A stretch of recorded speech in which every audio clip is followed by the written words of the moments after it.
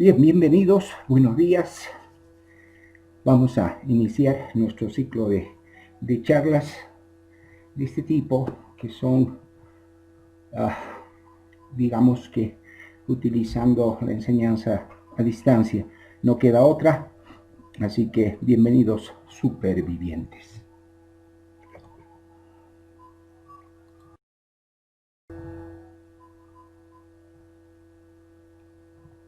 Bien, en este slide lo que tenemos son algunos datos acerca de mi persona y los vamos a pasar.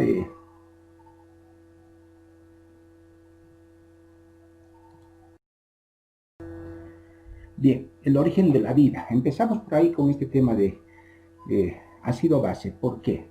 Porque tenemos que tener en cuenta que todo se dio a partir del gran Big Bang, hace 14.000 millones de años. Para otros autores quizás 13.800 millones de años. Y luego de la creación de los universos hubo otro Big Bang, que es el de nuestro planeta, que todavía no era nuestro planeta, sino era un pedazo de tierra que iba navegando por los universos, chocó con otra gran masa y chocaron varias masas de tierra, de material en el espacio. Y ese Big Bang que dio origen a nuestro planeta, a ese Big Bang lo vamos a llamar el Big Bang del planeta Tierra, que ocurrió hace 4.870 millones de años hacia atrás. Eso quiere decir que nuestro planeta tiene una antigüedad de 4.870 millones de años. Eso no es poco. Y entonces, ¿cómo quedó el planeta? Era una bola de fuego con cientos de miles de grados Kelvin. Era solamente fuego. Y pasaron los años, los miles de años, cientos de miles de años, millones de años, y se fue enfriando y recibió el impacto meteoritos de otros que estaban navegando en el espacio, y así fue recibiendo algunos elementos que determinaron la riqueza que tiene este planeta, y además un poco de agua que también recibió cuando ya se fue enfriando, proveniente, se sabe muy bien, y esto por lo que demuestran todos los estudios de laboratorios científicamente muy cotizados, muy serios. Entonces, parte del agua que tenemos en nuestro planeta viene de Marte. Se ha visto inclusive unos meteoritos encontrados ahí en las partes más septentrionales, en la Antártida, de hace millones de años, meteoritos encontrados, catalogaron por carbono 14, y vieron que incluso había algunos seres unicelulares en esos meteoritos. Bueno, no quiero decir que haya vida en Marte, pero sí lo que aclaramos es que así se formó nuestra Tierra, y de esa masa de fuego queda la parte central, el núcleo de la Tierra, que es lava. Y de esa lava rescatamos al azufre. Y un tanto, no solamente al azufre, sino también a un elemento que es fundamental, y son hidrogeniones, que también estaban confundiéndose en ese laberinto de ese magma ardiente. Y eso es parte, el azufre es parte de la lava. Porque si ustedes se acercan en Urpiri a una de las tomas de aguas, van a ver que ahí se acercan, hay un olorcito a huevo podrido, eso es azufre. Y entonces se fue formando así, se fueron formando, vino la fotosíntesis, etcétera, y se empezaron a formar los siguientes compuestos que lo saben de este colegio: carbono, hidrógeno, oxígeno, nitrógeno, que son los compuestos que nos han enseñado y nos han hecho memorizar como chon.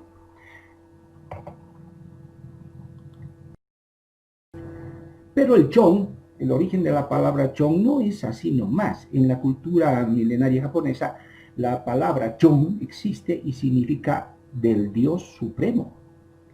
Y en la mística teosófica japonesa de una religión que profesan allá, son budistas o pertenecen a esta sociedad teosófica japonesa, el Mahikari, interpretan a esa presencia del Dios Supremo como la esencia de vida. Entonces el fundamento del equilibrio ácido-base se basa precisamente en esos 4 elementos, carbono, hidrógeno, oxígeno y nitrógeno, que conforman todos los elementos prácticamente de los cuales tenemos que hablar hoy en este tema, que son el carbono, que va a ser la molécula madre para dar origen en su hidratación de ese carbono. Se va a unir a un oxígeno y luego se va a hidratar con una molécula de agua para formar ácido carbónico, y ese ácido carbónico se va a ionizar y va a formar protones por un lado y bicarbonato por otro lado. Protones que van a enriquecer la carga hidrogeniónica, la carga acidificante, la carga metabólica acidificante, y el CO2, que es la carga de ácidos volátiles más ácidos que tiene el organismo. ¿Cuáles? Pues el CO2, el dióxido de carbono, y el bicarbonato como el principal buffer del sistema plasmático. No de todo el organismo, hay otros buffers más, como van a ver. Entonces el carbono es también un dador de fuentes alcalinas, o sea que el carbono como dióxido de carbono resulta que viene a ser un elemento acidificante, superacidificante, pero al mismo tiempo es dador de la fuente de álcalis. ¿Por qué? Porque ese carbono, al combinarse con la molécula de agua, como ya dijimos, va a formar ácido carbónico, un ácido débil, y este va a ionizar en hidrógenos y en bicarbonato. Y ahí tenemos la base alcalina, el bicarbonato. ¿De dónde viene el bicarbonato? Pues viene del CO2, que es ácido. ¿Cuál es esa respuesta del equilibrio ácido-base? Como un trinón. ¿Quiénes gobiernan el equilibrio ácido-base en nuestro organismo? ¿Quiénes gobiernan al carbono, al hidrógeno, al oxígeno, al nitrógeno, al cloro, al sodio, al potasio y los demás elementos que tenemos?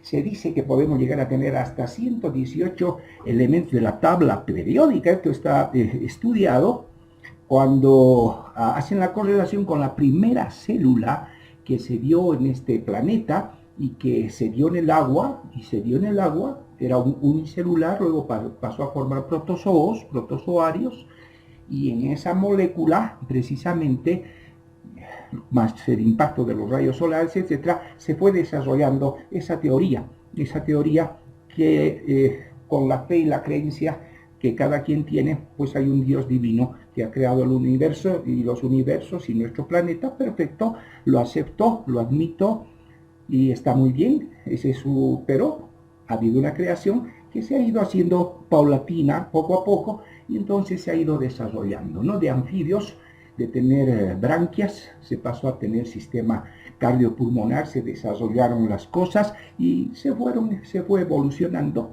¿No? Esa es la teoría de Darwin, que ya la han descartado desde esta teoría del Big Bang, que no ha apoyado precisamente a la teoría de Darwin, ¿no? De todas maneras, hay otras teorías que no las tenemos por qué analizar. Lo que nos importa es que ese equilibrio ácido-base tiene una respuesta, un trío, que es el sistema hepatoportobiliar, otro el sistema cardiopulmonar y el otro el sistema renal hidroiónico, es decir, de agua y electrolitos. El hígado metaboliza proteínas y es dador de hidrogeniones. Es que el hígado tiene una función muy importante. Todo el amonio y amoníaco que le llega al hígado lo transforma en urea. Y parte de ese amonio va a ir hacia el riñón para ser eliminado como cloruro de amonio. ¿No? Con ese cloruro de amonio, pues está secretando hidrogeniones por la orina. Estamos secretando una carga de ácidos. Los hidrogeniones, cuando se van, estamos perdiendo ácidos y eso mantiene el equilibrio de nuestro organismo. Entonces el hígado metaboliza proteínas unidas al grupo amínico y es dador de hidrogeniones. El pulmón, pues en su metabolismo, lo que hace es eliminar el producto del metabolismo celular, que es el dióxido de carbono, y el riñón reabsorbe y elimina bicarbonato en los túbulos contorsionales proximales, distales, etc. Y también el riñón tiene que ver con el intercambio estequiométrico entre hidrógenos y potasio, entre hidrógenos y sodio, ¿no? Tiene que haber un balance perfecto.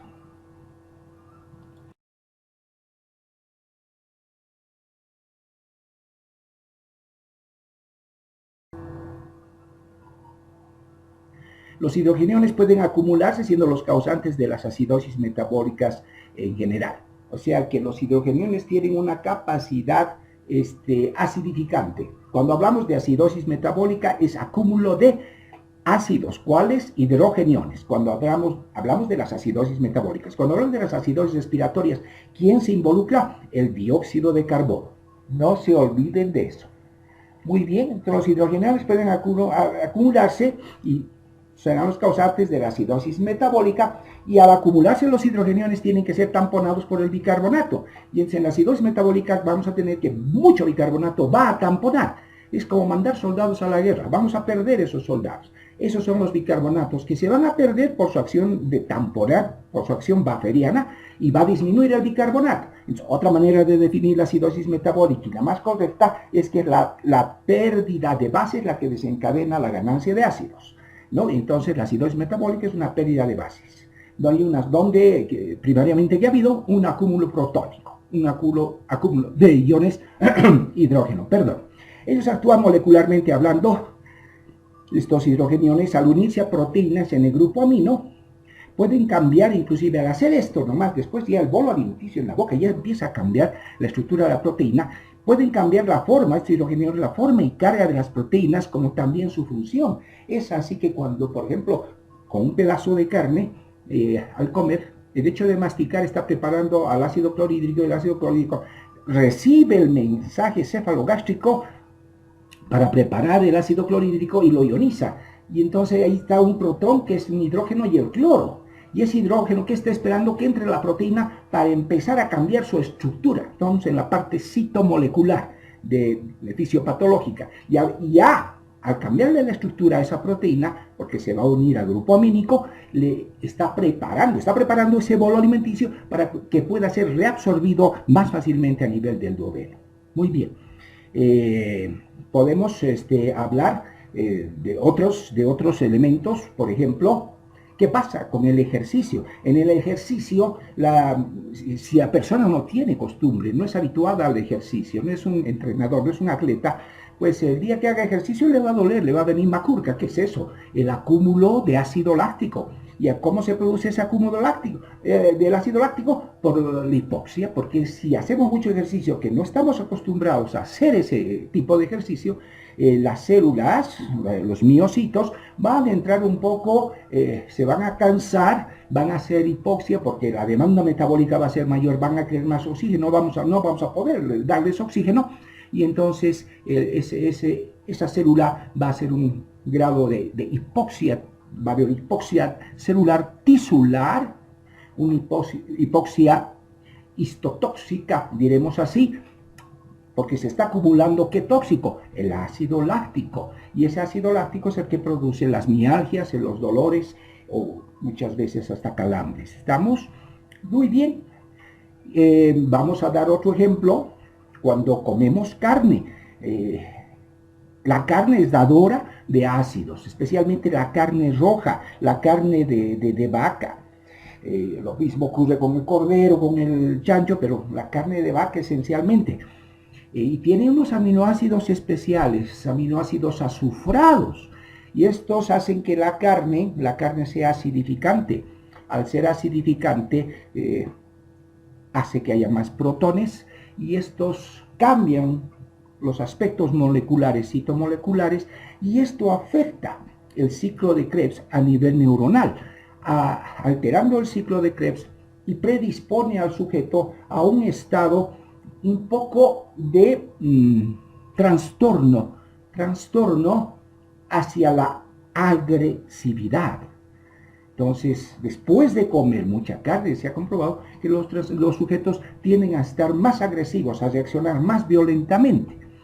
Lo contrario sería el comer vegetales. Los vegetales aportan bases. Lo ideal sería comer siempre carne con vegetales, no carne con hidratos de carbono como hacemos normalmente.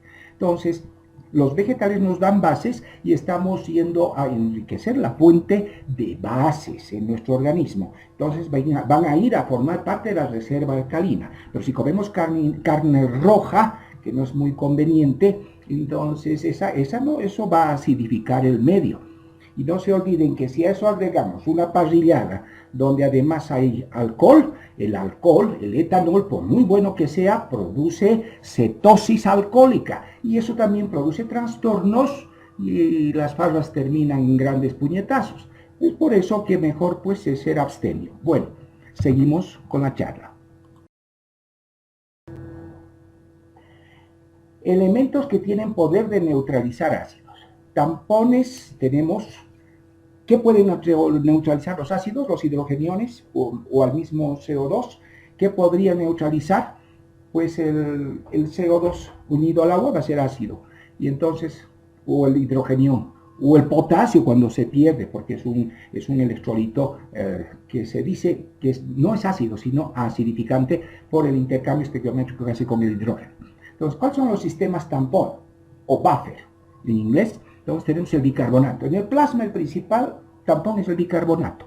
Luego tenemos la generación, otra forma de tamponar es que el riñón se prepara frente a una acidosis y empieza a reabsorber bicarbonato. Es la generación del nuevo bicarbonato renal. No, esto se realiza por mecanismos de porteros y antiporteros. Vamos a ver luego en la clase respectiva. Luego tenemos el fosfato disódico monosódico, que es otro muy buen buffer, que lo eliminamos por la orina, o sea que el difosfato, el difosfato sale, pierde un hidrogenio y se va hacia afuera, el difosfato como monofosfato, y estamos perdiendo un hidrogenio, una carga ácida, para que no haya mucho ácido hacia nuestro organismo. Tenemos también tampones buffers intracelulares como los imidazoles, que son muy importantes, y las histidinas, ¿no? Los imidazoles y las histidinas se dan más a nivel, son buffers intracelulares, y dentro de estos, ¿no?, junto con la carnosina y anserina, son los que despiertan especialmente cuando hay un abuso, una agresión muy excesiva hacia el músculo, como podría ser en un status epilépticus, en una crisis convulsiva donde hay acidosis intracelular. ¿Y quiénes son los tampones que van a ir a tratar de amortiguar aquello? Derivados histidínicos, de la histidina. Y ahí tenemos también a la carnosina y la anserina. El total de histidinas para un sujeto de 70 kilogramos, biotipo, ¿no? 1,70 m, 70 kilos, unos 72 metros cuadrados de superficie corporal. El total de histidinas para ese sujeto es de 2.400 milimoles por litro de histidina. Bien, dentro de los números mágicos vamos a hablar algo de lo que estamos hablando. Diariamente, cerca de 1.000 milimoles de hidrógeno son tamponados cada día. Ahora, esto depende de la dieta. Si son muy carnívoros, comen mucha carne roja, etcétera, etcétera, van a consumir, pueden doblar estos 1.000 milimoles en 2.000 fácilmente. O sea que con una dieta balanceada, 1.000 milimoles de hidrogeniones se adicionan a nuestra carga acidificante en nuestro organismo. De los 1.000, 350 se van al espacio extracelular, 250 permanecen intracelulares mediante derivados imidazólicos, y 400 milimoles constituyen la reserva para emergencias de gasto elevado, ¿no? Y estos serán tamponados por las carnosinas y anserinas. Entonces, el contenido ahora, vamos a hablar un poquito de lo anterior, de esos buffers tan importantes, de bicarbonato ahora en el líquido extracelular. Y cuando hablamos de líquido extracelular, fuera de la célula, contempla a líquidos transcelulares, el líquido plasmático fundamentalmente, el líquido de las glándulas, todo lo que es extracelular.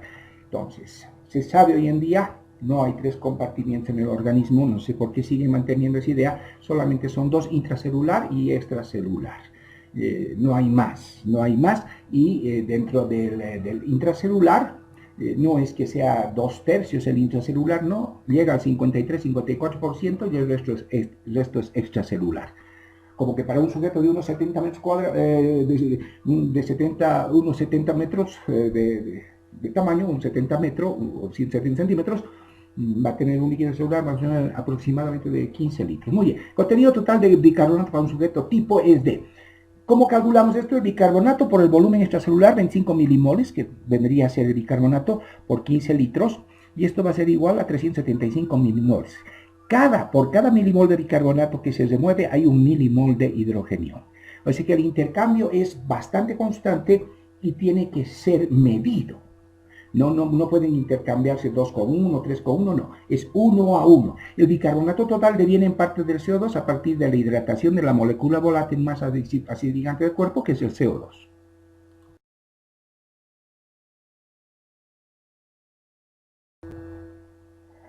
A ver, ejemplificando lo que acabamos de decir, vamos a pensar en un marciano sin pulmones.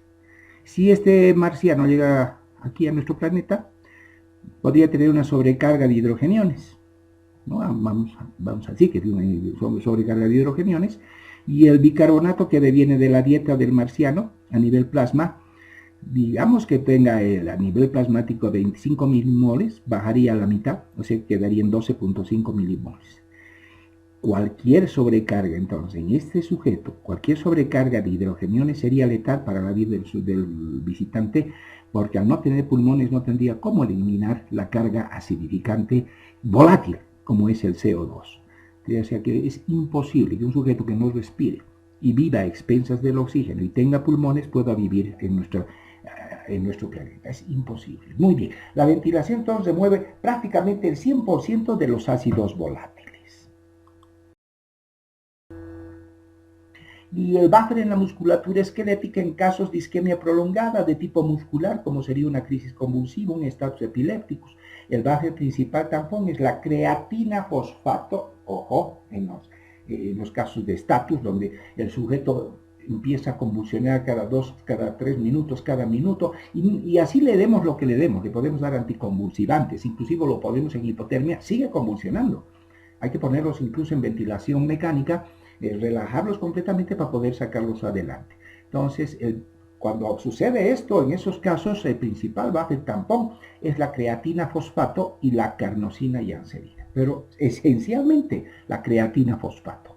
La creatina fosfato con oxígeno, con carga negativa en su último orbital, se constituiría en un aceptor de hidrogeniones. Obviamente piensen en un electrón en el último orbital que está dispuesto a aparearse inmediatamente con algo positivo, porque toda carga negativa es atraída por una carga positiva y viceversa, ¿no?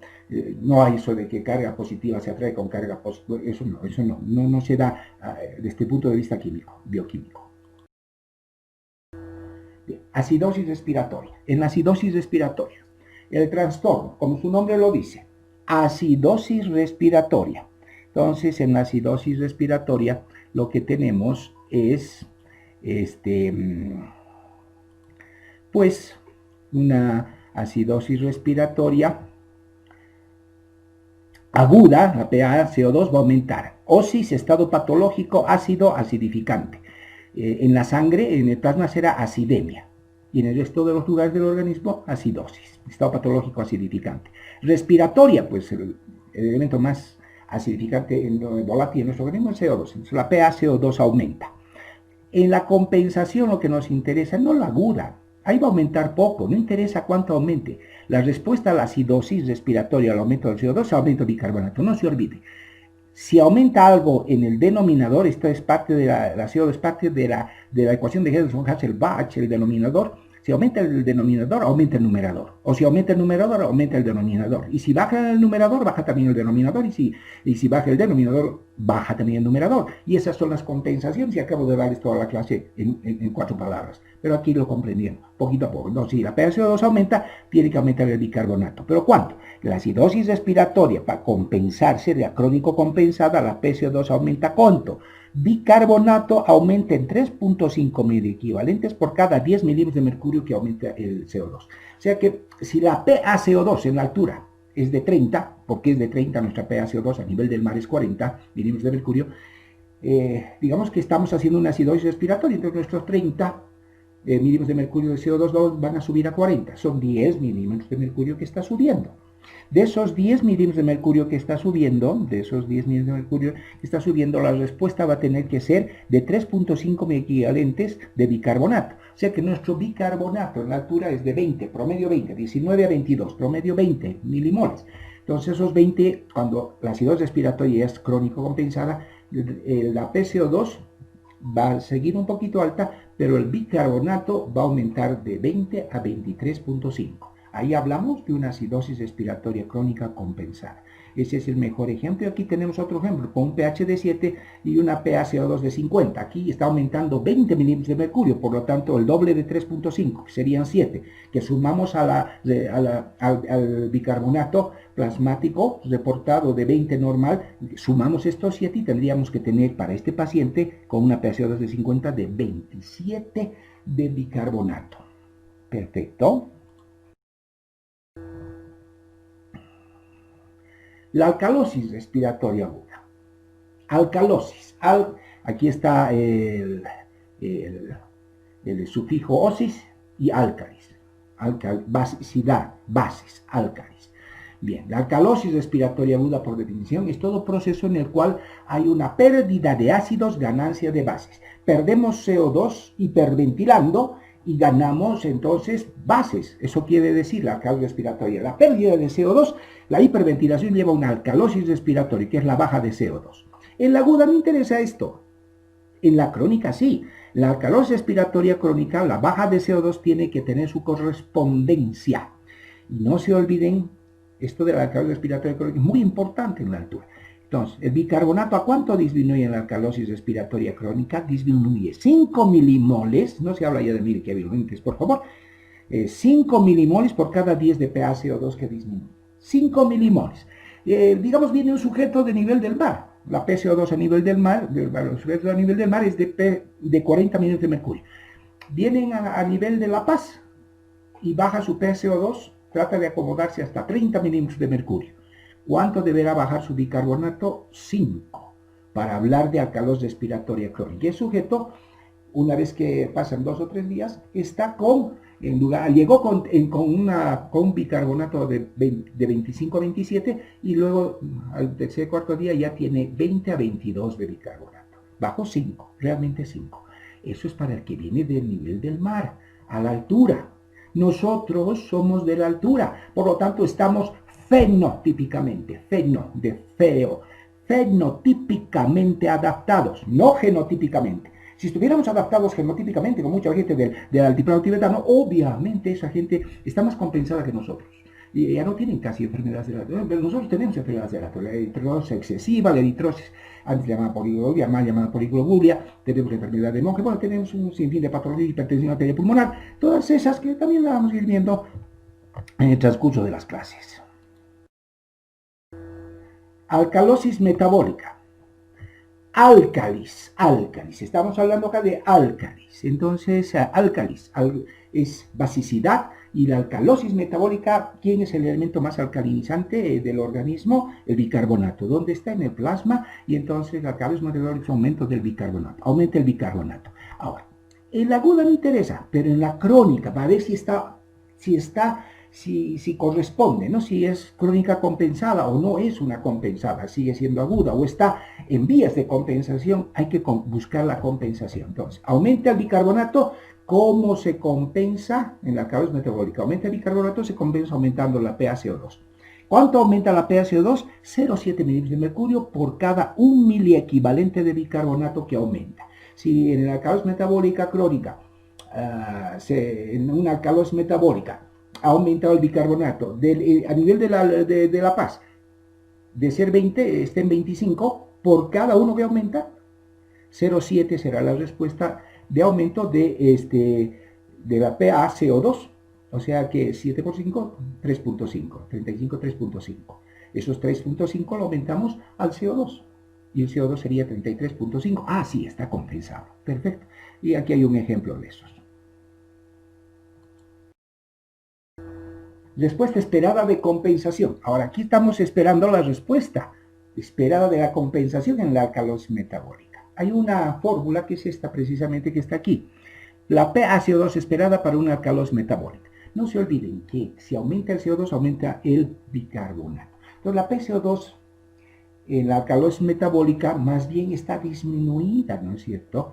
La PCO2 en la alcalosis metabólica tiene que disminuir porque la PCO2 está disminuida. ¿Por qué motivo la PCO2 está disminuida? Porque la alcalosis metabólica tiene que aumentar y al aumentar necesita la compensación. Va la CO2, si aumenta el bicarbonato, va a ir aumentando de a poquitito. No es la respuesta tan como en la parte más respiratoria. La respuesta no es tan inmediata. Entonces, la PaCO2 esperada para la alcalosis metabólica, esperamos una esperada, tiene que aumentar. Entonces, aumentó el bicarbonato, tiene que compensarse aumentando la CO2. Entonces, la esperada dice que se calcula así, pues, PaCO2 igual a bicarbonato por 0,8 más 20 más menos 2. Entonces, ¿qué pasa? Hacemos el cálculo. Si la PaCO2 es mayor, la PaCO2 del paciente es mayor que la PaCO2 calculada es mayor, se agrega un nuevo trastorno. Estamos entrando a la acidosis respiratoria. Si la PaCO2 es menor que la PaCO2 esperada, se está agregando un nuevo trastorno, alcalosis respiratoria. En caso que sea una alcalosis respiratoria agregada a la alcalosis metabólica, estaríamos con un trastorno mixto. En caso tengamos alcalosis metabólica y haya una acidosis respiratoria agregada, tendríamos una alcalosis metabólica con una acidosis respiratoria agregada. Estas dos son trastornos mixtos. Acidosis metabólica. ¿Cuáles son las causas? Las acidosis. La principal parte del tema son las acidosis. Entonces, las causas son la cetoacidosis. La cetoacidosis a su vez puede ser diabética, por ejemplo, acúmulo de cuerpos cetónicos, como el ácido alfa-beta hidroxibutirato, como el ácido acetoacético y la acetona. O puede ser cetoacidosis por ayuno también, o también podría ser una cetoacidosis por ingesta alcohólica, especialmente con metanol, el mal alcohol que puede llevar a la ceguera inclusive o a la muerte del individuo, o el buen alcohol que vendría a ser de etanol. Ningún alcohol es bueno, por si acaso. Entonces, una intoxicación por etanol también va a producir cetoacidosis. La insuficiencia renal, las uremias, también van a producir acidosis metabólicas. La intoxicación por salicilatos, con seguridad, eso va a llevar estamos en ingesta, el individuo agarra, o el joven o la jovencita, se toman 20 comprimidos de aspirina, de ácido acetilsalicílico. ¿Qué es el ácido acetilsalicílico? Pues un ácido, entonces va a ingerir mucho ácido, y ese ácido va a producir la acidosis metabólica. Pero ojo, aquí en la intoxicación por salicilatos el organismo responde de inmediato y al tomar tanto ácido, baja el bicarbonato, ¿quién tiene que bajar? El CO2, y el sujeto empieza a hiperventilar. Y eso puede ser tan severo que la hiperventilación se convierte no en una compensación, sino en una sobrecompensación, y el individuo termina con un trastorno doble, que es acidosis metabólica con alcalosis respiratoria. Luego tenemos también las acidosis metabólicas por estos antifreezer, ante el etilenglicol, los procesos de sepsis por hipoxia. Vamos a tener acidosis láctica, acidosis metabólica, tenemos la lactoacidosis. Cifras de 1.9 hasta 1.9 pueden estar aumentadas en el organismo normalmente, pero por encima de 1.9,4 ya nos alarmamos, con 7 muy mal pronóstico para el paciente. Principal síntoma de la acidosis metabólica, la hiperventilación. ¿Cómo se clasifican en las acidosis tipo A, B y D? Entonces, la tipo A es hipóxica. Acidosis metabólica tipo A es hipóxica. La tipo B no es hipóxica y la tipo D tampoco es hipóxica. En cuanto al anion gap, ¿qué es el anion gap? Es la resta del sodio menos cloro más bicarbonato. Eso tiene un número mágico que es 8 a 12, lo normal. Si está por encima de 12, entonces hablamos de acidosis metabólica con anion gap elevado. Considerar que en estos pacientes con acidosis metabólica y en todo paciente que se le va a hacer una gasometría, considera que tenemos que pedir resultado de proteínas totales y albúmina en plasma. Entonces nos reportan las proteínas. Si están bajas, el anion gap ya no es 8 a 12 lo normal, sería de 4 a 6. Bajamos al 50% para evitar hacer fórmulas. ¿Estamos? Bajamos al 50%. O sea, con 8 ¿no? de anion gap ya estamos hablando de elevada en sujetos hipoproteinémicos. El anion gap, la acidosis metabólica tipo A, tiene anion gap elevado. En la B tendríamos que está normal o ligeramente elevado. Y en la D, pues está totalmente normal. La B no es hipóxica y el anion gap es normal. En la D de dado, no es hipóxica y el anion gap está normal. La D se da en las obstrucciones intestinales, esencialmente, o cuando se barre con la flora microbiana, cuando los sujetos toman muchos antibióticos por vía oral. ¿Cómo estará el cloro en relación a todo lo que acabo de hablar? En las tipo A, B y D. En la A vamos a tener el cloro sérico disminuido porque el anion gap elevado disminuye el cloro. O sea, hay una relación casi inversa, no siempre, pero por lo general. Entonces, anion gap elevado, cloro bajo. Entonces, en la A, que tiene anion gap elevado, el cloro va a estar disminuido.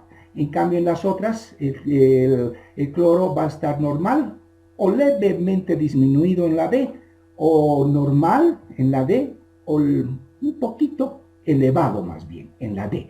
Estas son muy comunes en nuestro medio, especialmente cuando hay torsión de un vólvulo de asas sigmoides, etcétera, por la dieta que hace nuestra gente, especialmente en el altiplano, pues mucho hidrato de carbono, tiene megacolon también, y eso ya al sur tenemos el Chagas como causa de aquello, y entonces pueden hacer torsiones y hay que devolver.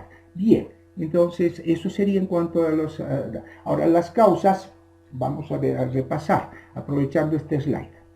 Entonces, la acidosis metabólica tipo A hipoxémica, las causas son la sepsis, el shock, luego el colapso vascular, la hipotensión vascular severa, el paro cardiorrespiratorio, la insuficiencia respiratoria aguda, o sea, crónica, en la enfermedad broncoconal obstructiva crónica, o lo que llaman los gringos COPD, o en la insuficiencia, en toda insuficiencia ventilatoria. La acidosis metabólica tipo B no hipoxémica, la tipo B hemos dicho que no es hipoxémica y tiene un anion gap normal y el cloro está normal o levemente disminuido. En la tipo B, las causas pueden ser diarreas, el líquido intestinal tiene mucha base, pérdida de bases, ganancia de ácidos, otro aforismo mío. Muy bien, entonces, la sepsis, en las deposiciones líquidas, diarreas, fístulas que se hacen pancreáticas, biliares, gastrointestinales, las uterosigmoidostomías, laxantes, el uso de laxantes. Hay tanta gente, las chiquillas se piensan que tomando laxantes van a perder peso, insuficiencias, y también el uso de colestiramina. La acidosis metabólica tipo D, las causas, y hemos dicho obstrucción intestinal, dijimos vólvulo de sigmoides, y antibiótico terapia. También habrán acidosis por manejo inadecuado de la carga de hidrogeniones. Y ahí tenemos la insuficiencia renal, los hipoaldosteronismos, no se olviden que la aldosterona, su función es retener sodio y por lógica consecuencia tiene que eliminar potasio. Las acidopatías tubulares renales, que eso vamos a ver en la próxima clase, cuando veamos los trastornos de tipo, la fisiopatología genocitomolecular. Por ahora diremos que la acidopatía tubular renal tipo 4 y la podría usar con esto y la tipo 1. Y acidosis por ingestas de metanol y alcohol, y hemos hablado de todas esas acidosis que tenemos clasificadas. Muy bien.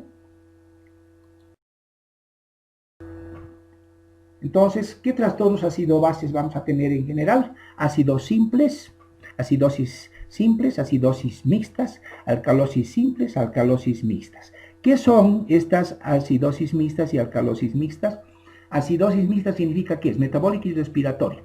Alcalosis mixta significa que es alcalosis respiratoria y metabólica. Esta es acidosis metabólica y respiratoria, esta es alcalosis metabólica y respiratoria. Luego tenemos una variedad que es la acidosis metabólica con alcalosis respiratoria, y las otras acidosis metabólicas, todas las acidosis metabólicas pueden ser con o sin anion gap elevados. Y al ver el anion gap podemos decir que también hay acidosis metabólicas hiperclorémicas o normoclorémicas o hipoclorémicas. Esa sería la clasificación.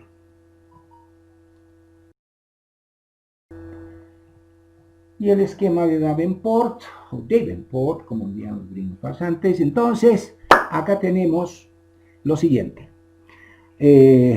Por favor, tienen que seguirme. Y muy bien. En la X, este es el diagrama de Davenport, el esquema, diagrama, y estos son los trastornos. Este análisis lo voy a hacer más simplificado en este otro, donde es mucho más fácil entenderlo para ustedes. En la X tenemos en el eje X pH. De 740 lo normal para altura y a nivel del mar, 735 a 745. Promedio 740. Muy bien, ese es pH normal. ¿Qué tenemos acá en el eje X? pH. En el eje Y tenemos bicarbonato en milimoles. ¿Estamos? Milimoles. ¿Ok? Las líneas que están viendo estas negritas, esta lineecita, esas negritas son la PaCO2, presión parcial de CO2. Y entonces tendríamos pH, bicarbonato y PaCO2. Con esas tres ya tenemos todo para hacer todos los diagnósticos ácido-bases. Muy bien, entonces vamos a irnos al punto A. En la PCO2 tenemos 40 para nivel del mar normal y vamos a imaginarnos una línea acá abajito y a esa le vamos a dar un valor de 30 milímetros de mercurio. Entonces, 40 para el nivel del mar, 30 para La Paz, a 3.600 metros. Esto hemos aplicado siempre así.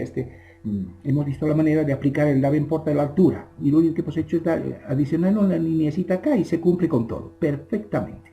Muy bien, entonces, vemos que el punto A es el punto de la normalidad, donde el pH es 740, el bicarbonato es 24, o en nuestro caso, en la altura podría ser 20, un poquito más acá, nada más, 24 o 20.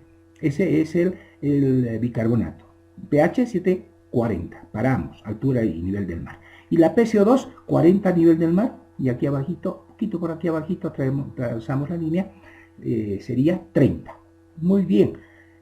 Entonces, en la altura tendría una PCO2 de 30, un pH de 740 y un bicarbonato de 20. Ahora, este proceso, como verán ustedes, de 40, se va a trasladar hacia acá. No al B, sino al C. ¿Sí? Al B. Si se traslada al B, es agudo, súper agudo. ¿Por qué? Porque esta línea que ustedes ven aquí es una línea tamponcita, un tampón. Entonces, el A, vamos hasta el B, súper agudo, y ahí el paciente de estar en un estado normal va a entrar en una acidosis metabólica, aguda. ¿Cómo me he dado cuenta? Porque para hacer diagnóstico ácido-base, primero damos nombre, luego apellido paterno y luego apellido materno. El nombre nos da el pH.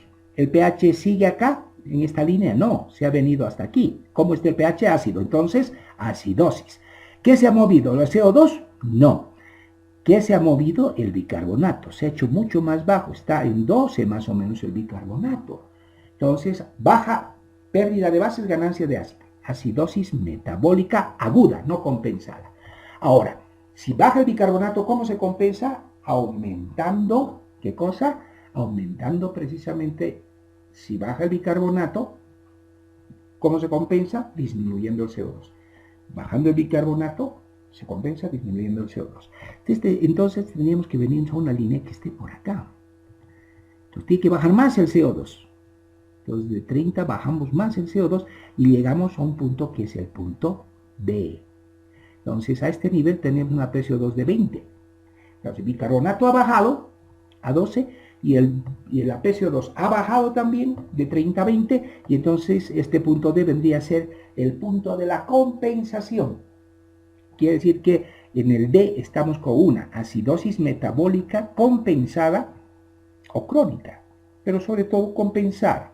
La acidosis metabólica compensada se está caracterizando porque ha llegado a su buffer y tenemos por un lado que el pH está queriendo hacerse normal, está acercándose a la normalidad, pero no entra a la normalidad. Jamás los procesos de trastorno ácido-base llegan a la normalidad. Solo hay un caso en el cual el trastorno ácido-base llega a la normalidad y ese es la alcalosis respiratoria de la altura. Muy bien, entonces acá está queriendo llegar a lo normal, o sea, está queriendo normalizarse. Entonces la PCO2 ha bajado, el bicarbonato está bajo, pero ya está subiendo un poquitito. Se dan cuenta de 12 y ha aumentado ya un poquitito. Entonces está empezando a actuar la reserva alcalina también. Y entonces aquí tenemos una acidosis metabólica compensada. Pero ¿hacia dónde se está dirigiendo esta acidosis respiratoria compensada hacia este punto, el E. Y este punto está muy cerca de este cuadrante. Entonces, por favor, ¡hola! Para que despierten hago eso. Entonces, tenemos que este cuadrado lo vamos a dibujar, segmentar en 4 cuadrados. Entonces tengo otra X' y una Y'. Aquí, y punto. Tengo 1, 2, 3, 4 cuadrados. Este cuadrado, los dos cuadrados estos son de pH hacia este lado ácido. Y estos dos cuadrados son con un pH hacia la derecha básico, alcalinizante. Entonces, estos son trastornos alcalóticos y estos son trastornos acidóticos. El que acabamos de ver es acidosis metabólica. Por encima está la acidosis respiratoria. En el cuadrante superior derecho tendríamos la alcalosis metabólica y en el cuadrante inferior derecho la alcalosis respiratoria, una baja de CO2. Entonces, si tenemos dos ácidos y dos álcalis, si tenemos un proceso que esté rondando por acá o por acá, tendremos acidosis mixta o alcalosis mixta. ¿Estamos? Ahora, puede haber lo siguiente, que sea un sujeto que se ha tomado algo acidificante, etilenglicol, un antifreeze. ¿Ok? Y también puede pasar esto con los inhaladores de clefa, ojo. Entonces, no digo ojo por ustedes, sino para que tomen en cuenta, ¿no? Cuando un paciente que viene de la calle, pobrecito, para amainar un poquito, calmar el hambrecita, pues inhalan clefa. No piensen que puede estar haciendo un trastorno, inclusive ya una acidopatía tubular. Bien, entonces, este cuadrante de las acidosis, en este punto se está acercando a las alcalosis. ¿De qué tipo? Respiratoria. En este punto E se puede sobrecompensar, o sea, baja el bicarbonato, baja el CO2, pero sigue bajando el CO2 y de repente aparece a este lado. Entonces es un proceso mixto de acidosis metabólica con alcalosis respiratoria. Lo mismo pasaría aquí en acidosis respiratoria. Se acercaría acá cuando se compensa esa acidosis respiratoria. ¿Tiene que subir el bicarbonato? Sí.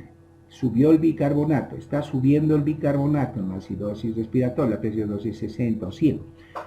Pero si se acerca mucho a este cuadrante donde están las alcalosis metabólicas, la acidosis respiratoria se va a sobrecompensar y va a aparecer en el campo de las alcalosis metabólicas. Entonces lo que va a predominar es el aumento de bicarbonato, va a ser una alcalosis metabólica con una acidosis respiratoria. O lo que es lo mismo, una acidosis respiratoria con una alcalosis metabólica por sobrecompensación. Y entonces hay varios de estos trastornos. Al que más hay que temer es al trastorno triple, porque ahí tenemos doble acidosis con una alcalosis. O sea, una acidosis metabólica con alcalosis metabólica. ¿Estamos? Bien, vamos a ir viendo con calma esto.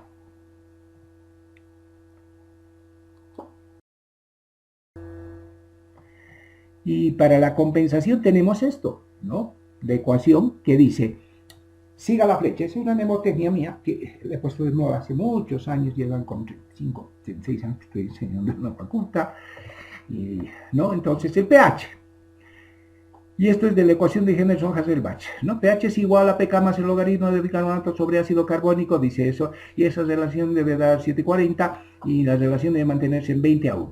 De ahí he seleccionado el pH, he puesto en el numerador, como tiene que ser, el bicarbonato, y en el denominador la PaCO2. La relación 20:1. Si el bicarbonato sube a 40, este va a subir a 2. Si este sube a 60, este va a subir a 3. Si este baja a 10, este va a bajar a 0,5. Relación 20:1. Si aumenta el bicarbonato, alcalosis metabólica. ¿Cómo se compensa? Siga la flecha. Sube también. Aquí hacemos una flecha que siga esta flecha. Aumenta la CO2. Si aumenta el bicarbonato, aumenta la CO2. Así se compensa la alcalosis metabólica. La alcalosis metabólica, ¿cómo se compensa? Aumentando la PaCO2. Si aumentara la PaCO2, acidosis respiratoria, ¿cómo se compensaría? Aumentando el bicarbonato. Si bajara la CO2, ¿cómo se compensaría? Bajando el bicarbonato. Si bajara el bicarbonato, bajando el CO2, se compensaría.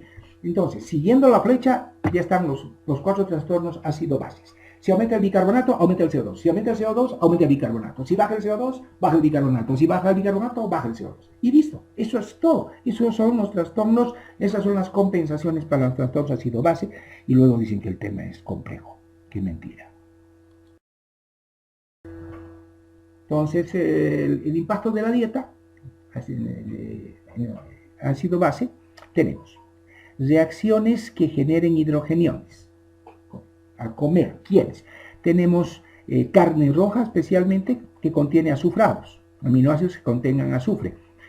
Entre esos tenemos la cisteína, la cistina y la metionina.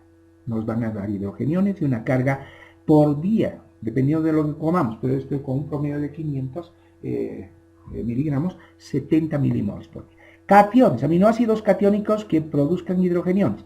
La lisina, la arginina, la histidina, hasta 140 milimoles. Y fosfatos orgánicos, pues hasta 30.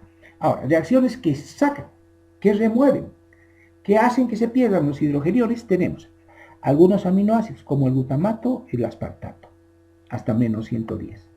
Remueven menos 110 milimoles por día. Aniones orgánicos como los citratos hasta menos 60, sacan hidrogeniones hasta menos 60, y los fosfatos orgánicos de excreción con hidrogeniones como cloruro de amonio, etcétera, la conversión del amonio con amonio y su pérdida como cloruro de amonio, menos 30, todo esto en la dieta, ingresos y remoción, o sea, eliminar esa sobrecarga ácida, nos va a dar un pH de 7.40. Justamente el pH va a ser 40 de hidrogeniones, pero 40, que significa a un pH de 7.40. Pero estos 40 ya no son milimoles. Cuando hablamos ya en relación al pH, se convierte en nanomoles. Nanomoles. Muy bien. La cetoacidosis. Problemas de cetoacidosis, por favor consigan esta revista que tienes de New England Journal de Medicina del 2015. Es febrero, el 5 de febrero sale publicado. Es un caso clínico de un muchachito, un teenager que ha sido un problema de cetoacidosis con fallo renal, etc. Entonces, acá lo que se trata es, en la cetoacidosis diabética, es el acúmulo de cuerpos cetónicos acidificantes. El problema es un hígado no insulinizado, porque el diabético tipo 1 y tipo 2 no tienen hígado insulinizado, entonces no hay cómo el hígado responde perfectamente a los cambios metabólicos. Entonces, el bicarbonato en líquido extracelular, la concentración va a ser igual al bicarbonato de líquido extracelular, menos el contenido dividido entre el volumen del líquido extracelular. La adición de nuevos aniones va a estar reflejada en un incremento en el plasma, en el anion gap. Hemos visto ya acidosis metabólica, estos cetoácidos, ácidos metabólicos con anion gap elevado. ¿Qué es el anion gap? Es la diferencia entre la concentración del catión mayor en plasma, el sodio, ya lo hemos dicho, y los aniones mayores en plasma, como son los cloruros y los bicarbonatos. La diferencia se debe, ¿no?, por lo general, a un balance aniónico neto en las proteínas plasmáticas relacionadas a la albúmina. Por lo general, el paciente diabético no tiene buenas proteínas, viene a ver lo que se llama el autocanibalismo proteico muscular. Engordan primero y luego empiezan a enflaquecer y luego quieren engordar y no pueden, porque hay un autocanibalismo proteico. ¿Por qué? Porque el organismo piensa que como no tiene azúcar, pero no lo puede meter dentro de la célula, no tiene transportador. ¿Quién es el transportador? La insulina. Entonces empieza a recurrir a otras fuentes energéticas y empieza a consumir a las proteínas de la masa muscular. La albúmina. Por cada disminución de 1 gramo por decilitro en el plasma de albúmina, la concentración de su valor normal de 4 gramos por decilitro habría que adicionar 2.5. Pero nosotros trabajamos, en vez de hacernos líos, decimos que bajamos el anion gap a la mitad cuando haya hipoalbuminemia o hipoproteinemia, y con eso pare de contar. Y en algunos casos hay que hacer el cálculo del delta. Bien, ¿Qué es el delta-delta del bicarbonato? Esto se busca cuando sospechamos procesos sobreañadidos en una acidosis metabólica de un diabético. Y en todo, no solamente en los diabéticos. En los disturbios ácido-base mixtos es importante el cambio del delta-delta. Es el cambio del anion gap dividido por el cambio en el bicarbonato sérico. O sea, lo que vamos a dividir es el anion gap, que lo vamos a dividir por el bicarbonato sérico. O sea que el delta anion gap, delta bicarbonato es igual al anion gap observado menos el anion gap normal sobre el bicarbonato normal menos el bicarbonato observado. Hacemos los cálculos y tenemos el delta-delta bicarbonato. Cuando el delta-delta de anion gap es mayor que el delta-delta bicarbonato sérico y este es mayor a 1, implica que una fuente se está agregando una fuente adicional de bases. ¿Se acuerdan de la fórmula que hicimos? ¿Sí? Cuando la PCO2, ¿se acuerdan? El momento en que avanzamos esa parte, esto se parece. Vuelvo a repetir. Cuando el delta-delta es mayor a 1, implica una fuente adicional de base, alcalosis metabólica. ¿A qué? A una acidosis. Y entonces, ¿es posible que la acidosis escuche con alcalosis? Sí, señor. Aquí lo estamos demostrando. ¿Sí? En otras palabras, la magnitud de deceso en el bicarbonato es menor que la magnitud del incremento del anion gap. Entonces, más bases han sido adicionadas sugiriendo un proceso alcalótico asociado. O sea, un proceso alcalótico asociado a un proceso acidificante.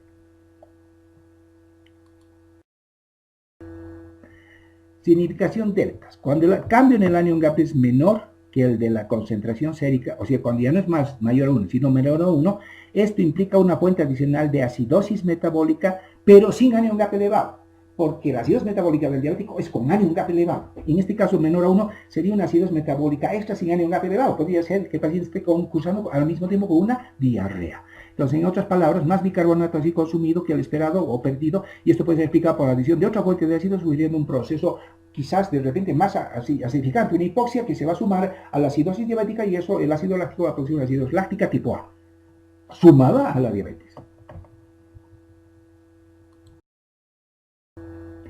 Delta CO2. Esto es muy interesante. El delta CO2 nos permite inferir la respuesta, una posible respuesta a la terapia inicial en la sepsis. En terapia intensiva utiliza mucho esto, cuyo valor está por encima de 6 millones de mercurio, y es un dato de mal pronóstico. ¿Qué es el delta CO2? Extraemos una sangrecita del catéter venoso central que hemos puesto, ya sea en la yugular, en la subclavia, donde mejor se pueda hacer, donde uno tenga más expertise, como llaman expertise o experiencia, capacidad, destreza psicomotriz. Ponemos la vía central, pero esa vía central debe estar justo en la orejuela de la aurícula derecha, de donde vamos a echar una sangrecita. Eso vamos a mandar a gasometría y vamos a tomar una gasometría arterial y vamos a ver, comparar las dos gasometrías, la venosa central y la arterial, y vamos a ver si, comparando las gasometrías de ambas, de la presión arterial y venosa de CO2, la diferencia de esa, si es por encima de 6, el paciente tiene mal pronóstico. A eso le sumamos un Apache, que es el score de mortalidad y severidad de morbilidad y mortalidad predecible, que es Apache, significa, son las iniciales de Acute Physiological and Chronic Health Evaluation. Eso significa Apache. Entonces, si el Apache está alto, con un delta CO2 alto, el paciente tiene un muy mal pronóstico. El cálculo, entonces, tendríamos un delta CO2 persistente por más de 12 horas, muy mal pronóstico. Delta CO2 igual a la presión venosa central de CO2 menos la presión arterial de CO2. La presión venosa central de CO2 igual a la muestra obtenida de sangre venosa central y la PaCO2, muestra arterial. Y lo que ya les he explicado. Factores por correlación, delta CO2 mayor a 6, junto con un lactato mayor a 4, 5, 6 de lactato y una saturación venosa central de oxígeno menor a 70, sujeto con uno de estos, o los tres, o dos de estos, o los tres, tienen muy mal pronóstico. ¿En qué casos? Pacientes con sepsis o shock séptico. Y peor pronóstico si el paciente tiene más de 60 años. ¿No? Es como ahora, con el COVID. En el COVID estamos viendo que los de más edad, si se enferma, hacen lo que siempre digo, y lo estoy grabando, porque siempre me terminan copiando. Entonces, resulta que el COVID es la significación del coronavirus. Este coronavirus 19, este coronavirus viene a ser la majestad, yo le llamo su majestad COVID, el emperador o la reina, coronavirus. Pero este coronavirus es hijo de alguien, y es hijo de un emperador, un zar, un tremendo zar de Rusia, no por ser Rusia, sino solamente por ser zar. El zar tiene su hija que es el coronavirus, pero ¿quién es el zar? Es el SARS, el SARS-CoV-1 y 2, SARS-CoV-1 y 2, que son los que llevan a los problemas más severos pulmonares. Entonces, eso es lo que está pasando, ¿no? Si el sujeto tiene más de 60 años y se infecta con el corona, no va a ser solamente una enfermedad de COVID, va a pasar a ser algo muy similar a un distrés respiratorio, que es lo que produce el SARS-CoV-2. Ahora se sabe que es el SARS-CoV-2.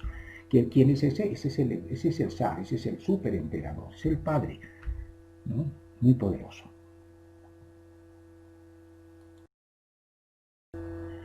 Déficit de base como marcador pronóstico, sí, puede servir, tanto cuantitativo como cualitativo. Será cuantitativo el BE, déficit de base, cuantitativo cuando lo utilizamos en la fórmula. En la fórmula para calcular cuánto bicarbonato vamos a poner a un paciente. Esta fórmula dice bicarbonato necesario para administrar a un paciente depende de el déficit de bases, ¿no? Por 0,3 por el déficit de bases por 0,3 por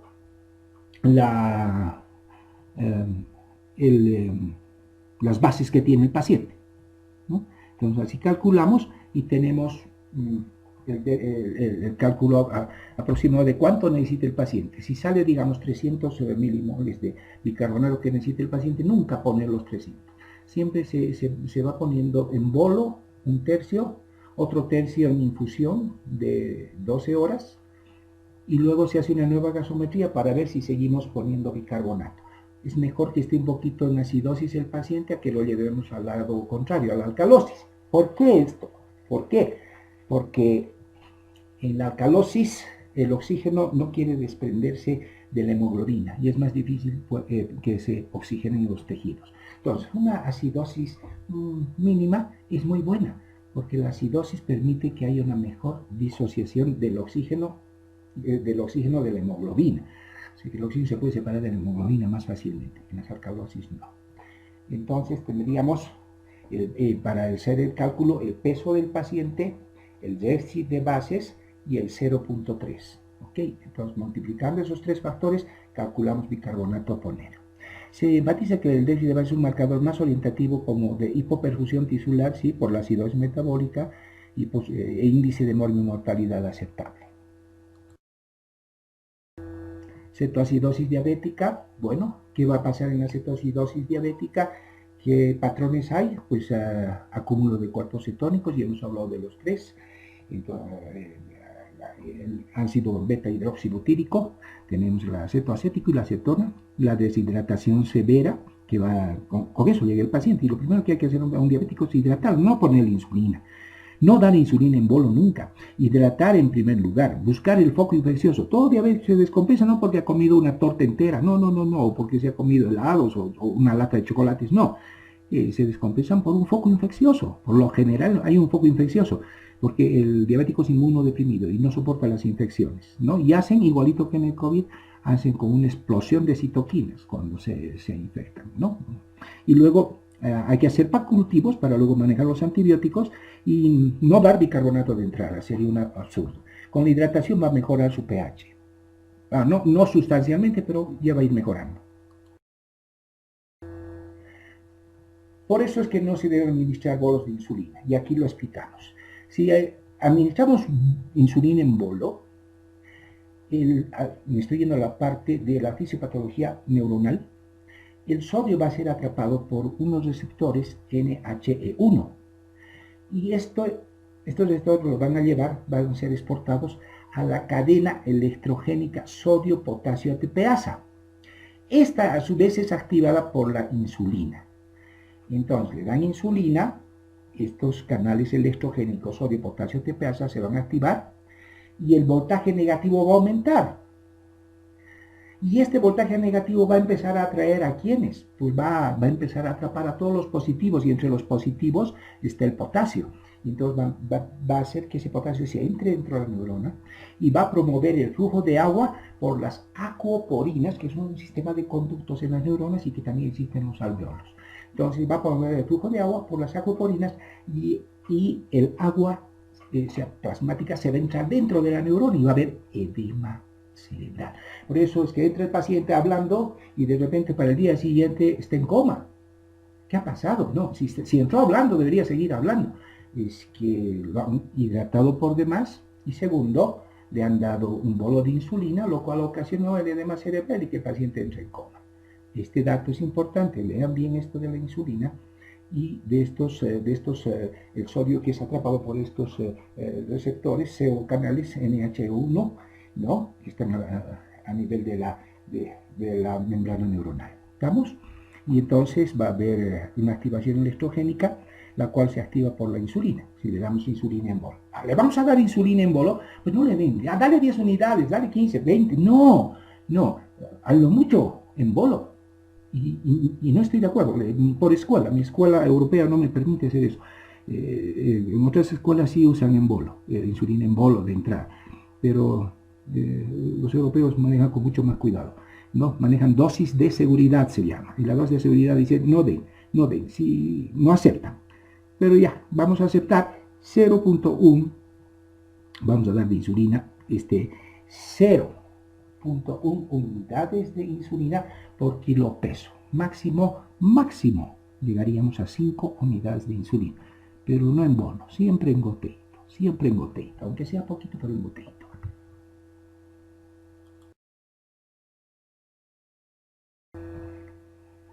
Bien, las diferencias gasométricas, caramba, el acento ha fallado, altura y nivel del mar. Bien, voy a empezar a dar estas diferencias, tienen que tener un papel y lápiz, voy a esperar un poquitito porque estoy agarrando papel y lápiz. Y bien, me imagino que ya lo tienen en la mano, pH, el pH es el mismo a nivel del mar y a nivel de la altura. Voy a hablar a nivel del mar y a nivel de la altura. A nivel del mar y a la altura, pH 735 a 745. PaO2 a nivel del mar, 90. PaO2 en la altura, 60. PaCO2 a nivel del mar, 40. A nivel de la altura, 30. Bicarbonato a nivel del mar, de 22 a 27, promedio 25. A nivel de la altura, de 19 a 22, promedio 20. Déficit de base, en ambos casos vamos a quedar, van a ver que no hay mucha diferencia. A nivel de la altura es más menos 5 y a nivel del mar es más menos 2. Saturación arterial, a nivel del mar, 97, 98, 99%, hasta 100%, y a nivel de la altura, 90, 91, 92 y 93 también. La PAFI es la división entre la presión arterial de oxígeno y la presión inspirada de oxígeno. ¿Qué es la presión inspirada de oxígeno? ¿Cuánto de oxígeno estamos tomando en cada respiración? Entonces, la presión inspirada de oxígeno va de 21% a 100% y eso lo medimos, la unidad de eso es 1. Y entonces el 21% lo convertimos a 0,21 para fines prácticos. Tenemos una PAFI. Entonces la PAFI es la división entre la presión arterial y la FiO2. Entonces la FiO2 va a ser 0,21 y la presión arterial, digamos, a nivel de la altura es 60 milímetros de mercurio. 60 entre 0,21 y nos va a dar 285 aproximadamente, es nuestra PAFI normal. A nivel del mar es mucho mayor, 450, 470. Calculen la PAFI a nivel del mar, que serían 90 entre 0,21. Gasometría alveolar. Este es un trabajo que hicieron hace muchos años, hace el año 99. De recién nacidos, con peso adecuado para su edad gestacional. Un grupito que se atrevió a eso, tenían el chance de poder utilizar el gasómetro del Hospital del Niño sin que les costara mucho. La cátedra ha hecho, cuando ha estado bajo mi cargo, ¿cuántas veces estaría de jefe yo de cátedra? Muchas. Hemos llegado a hacer 700 trabajos de investigación entre retrospectivos y prospectivos. Bien, recién nacidos entonces, tomaron muestras a los recién nacidos, a los 5, 10, 20, 30 y 60 minutos post nacimiento. ¿Cuántos neonatos? Pues 36 neonatos. Al minuto que había como resultado hipoxia, pero no acidosis. No, estaban hipóxicos al nacer, pero no tenían acidosis. De los 5 a los 10 minutos hicieron una pequeña acidosis metabólica, porque como empezaron a respirar, estaban empezando a reconocer las moléculas de oxígeno y el CO2 producido en su metabolismo. Antes la mamá se los respiraba, ¿no es cierto? En el claustro materno la mamá se los respiraba. Y a los 60 minutos ya tenía una gasometría normal. ¿Qué quiere decir? Tenía una gasometría como para La Paz a 3.600 metros. Esto fue realizado en el año 99 por un grupo de alumnos, no eran más de 5 o 6 que se dedicaron a hacer esto, hicieron un muy buen trabajo. Bien, antes ya de terminar, ya tenemos 1 hora 10 minutos de charla, la molécula maravillosa del óxido nítrico, del no. Está en inglés, pero eso es no, pero es óxido nítrico. Óxido nítrico. No se encuentra incrementada, han hecho unos estudios, y esto para ver, esta molécula ha revolucionado, en la década de los 90 ha revolucionado pues todo, ¿no? Se ha revolucionado absolutamente todo. ¿Por qué? Porque ha sido el premio Nobel que le otorgaron a un japonés, siendo que otro fue el investigador que ganó aquello. No voy a hablar porque esto sale a todo nivel. No voy a dar apellidos ni nada, pero el óxido nítrico es producido por el endotelio y se lo conocía como endotelina, y ahora la endotelina es vasoconstrictora, pero el óxido nítrico de base es un gran vasodilatador, el vasodilatador más potente que tenemos. Esto del óxido nítrico se tiene que hacer una clase de inflamación, me imagino que lo van a hacer o lo han hecho. La molécula maravillosa del óxido nítrico, premio Nobel de Medicina, no se encuentra incrementada a nivel pulmonar arterial en sujetos nativos de la altura de distintas etnias. Aquí este trabajo de investigación trabajó del Instituto Boliviano de Biología de la Altura, la doctora Mercedes Villena, y trabajó también el doctor Vargas, estaba también esas veces, y hicieron este trabajo juntamente con la población tibetana, con los Andes tibetanos, ¿no? Entonces midieron también el óxido nítrico exhalado en nativos como europeos, aclimatados en altura 34, la muestra poblacional 34 y 35, y fueron similares. Hay algo que cambia el concepto de que nativos de la altura están protegidos de hipertensión arterial pulmonar hipóxica y hipovárica, porque el óxido nítrico no está muy elevado, pero sí podemos decir que hay cierto efecto vasodilatador. De lo contrario, quizás la presión arterial media de la arteria pulmonar no sería 21 a nivel de la altura, quizás sería un poquito más, 25, qué sé yo, 26, quizás. Entonces, ¿quieren saber más de este estudio que es muy interesante? Pues revisen el simposio de hipoxia internacional, el 15, el 15 en Alberta, Canadá, realizado el 27 de febrero del 2007, ¿sí? Entren a esto y fácilmente van a tener datos de óxido nítrico.